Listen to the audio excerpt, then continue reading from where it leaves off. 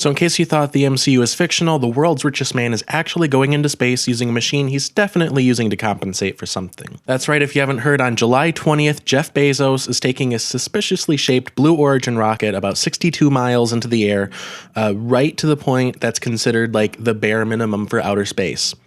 By the way, if you're the richest man in the world and you're doing something as cool as space travel, why would you only do the bare minimum? I mean, why would you go to France, go to Paris just to take a picture of the Eiffel Tower and leave? Going to space for 11 minutes? 11 minutes. Yeah. That's like, why 11? Why not like 10 or 15? I don't know. Yeah, that is a weirdly specific amount of time to like plan ahead for. Like if they were like, oh, we were going to go for 15, but Jeff got a headache, so we're going home early. Like I get that. Or like 10 minutes, and then he was just amazed by the sight, so they stayed a little bit long. Like I get that, but like planning 11 minutes, that's just that's psychopath behavior. But there is a reason that the rocket is going so low. It has to do with the higher you go, the more dangerous it is, and billionaires already have a dangerous track record getting high. Is he inhaling? In 2003, there was a space shuttle named Columbia that burned up on re-entry. And this was another low Earth orbit situation. Burned down on re-entry, killing all 7 people on board. Obvious tragedy. But I mean, technology has improved so much since then.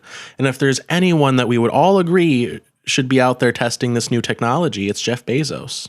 Of course, if you Google the story, you'll find a lot of articles about the various petitions being signed, basically saying, don't allow him to come back. And there's a lot of validity to that. I see where they're coming from, I really do. Now, whenever billionaires come up, the direct comparison is always to Tony Stark. Everyone compares like Elon Musk to Tony Stark.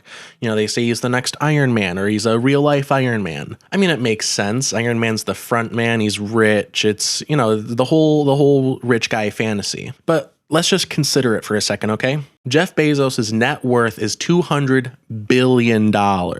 If you or I worked at the federal minimum wage, it would take 69,000 years to get $1 billion. And Jeff Bezos has 200 times that amount. Now, ask any capitalist and they'll tell you we live in a meritocracy. Your value as a worker determines your wage. So if you are more skilled, you earn more money. If you're less skilled, you earn less money.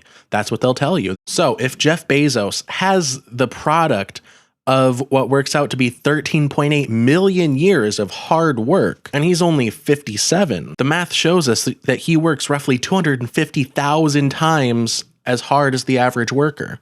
And I'd say with a power level of this magnitude, that puts him closer to like Thor, Captain Marvel, even the Scarlet Witch herself. I mean, definitely above Iron Man. And if Iron Man could find his way back from Titan, it's got to be no big deal for Jeff Bezos to find his way back from the stratosphere.